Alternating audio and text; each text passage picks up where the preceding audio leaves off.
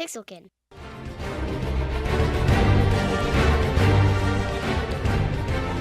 Skylanders is an action-adventure game that uses toys-to-life technology. So you buy a cool figurine of the character that you want to play as, you put it on this base, and the character appears in the game world. The thing I like most about Skylanders is how much heart was in the game. I was really reluctant going into it because I thought, oh, it's going to be this money grab, they just want me to buy figurines, but the story was so good, the art was so good, and I ended up falling in love with all of the characters, and so it was just such a pleasant surprise. One of my favorite things about the game was that it was just so funny. All the dialogue was hilarious. It was like watching a children's TV show, but like a really good children's TV show, and the gameplay was just really fun and solid all the way through. It felt good to be in the fights against the other characters. It felt good to level up, and it felt good to explore the Skylands.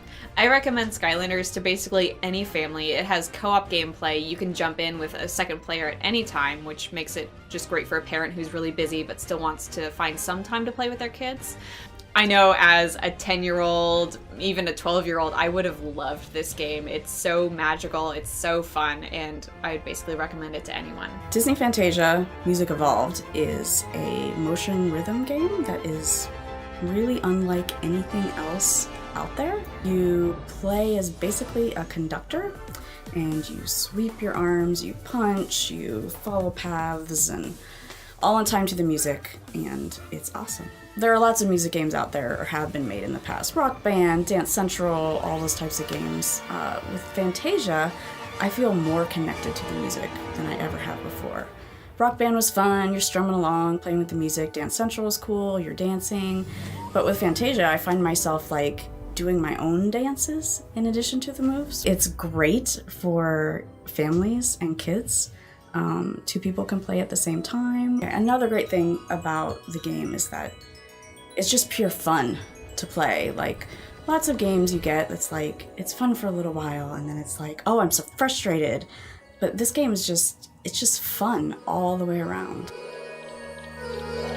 Dragon Age Inquisition is a role-playing game of massive scale. We're talking hundreds of hours. I love Dragon Age Inquisition because it's expansive and it's this incredible story. You're collecting stuff and you're making friends and you're helping people through their problems and fighting evil. I love it so much. This game is a game where you can make choices about the fate of the world and the fate of your companions. Inquisition is also very replayable. Because you can make these choices, there are a lot of different outcomes, which means that you can play the game as many times as you want with a different character, with different decisions, different choices, and it never gets old, even if you play it for hundreds and hundreds of times. I would recommend this game to very mature teens and adults.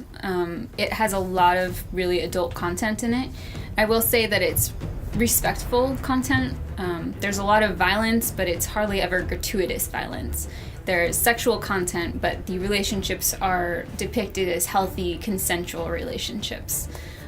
But, you know, nudity, strong language, violence, all of this stuff is present. I love Dragon Age Inquisition because it's incredible. Monument Valley is a puzzle game. The gameplay, it's like you're in an Escher painting. You can change the way you're looking at a picture to see a different path. Then you can move the little princess through the maze and solve the puzzle. I would recommend Monument Valley to people who don't necessarily like video games. And the reason you don't need to have experience with video games is that it's really easy to play. You just put your finger on a spot on the screen and the little princess automatically walks to where you're pointing, so it's not hard to play. But if you really love puzzles, it has great puzzles in it. My favorite part of the game is just that feeling of being in the Escher maze. It can be really relaxing in a way, especially if you play it more than once. The music and the art is really beautiful, and it works all together like a beautiful little animated movie. And so it's just a great experience, a great feeling when you play the game. Broken Age is a point-and-click adventure game, and there's all kinds of puzzles in it. It's two stories of two teenagers, a girl named Vela and a boy named Shay. I really, really like the story. Vela is this teenage girl who has been chosen by her village to basically be a human sacrifice to this giant monster called Mog Chothra. Everyone else is really excited that they're gonna go be sacrificed, but she kind of doesn't want to die, so she decides to run away, and then she's gonna try and go and kill Mog Chothra. And meanwhile, Shay is this teenage boy who is sort of trapped on this spaceship where the computers still think that he's like a 5-year-old kid.